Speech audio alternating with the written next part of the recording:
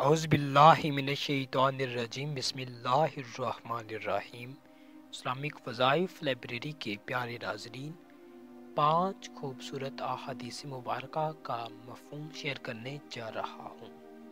ناظرین، جو شخص ہر وقت باوضو رہے گا، ہر وقت وضو کی حالت سے رہے گا، یعنی کہ وضو کر کے رکھے گا، اپنے وضو کو برقرار رکھے گا، اس پر جادو کا اثر نہیں ہوتا۔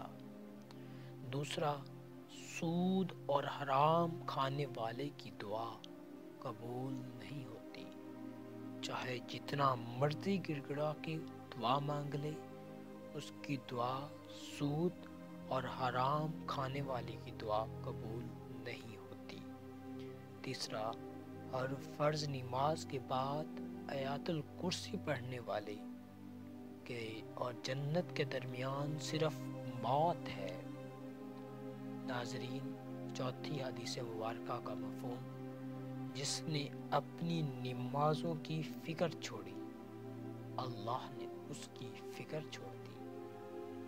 ناظرین، پانچویں حدیث مبارکہ کا مفہوم، اللہ اس شخص کو آباد رکھتا ہے جو حدیث سن کر دوسروں تک پہنچائے۔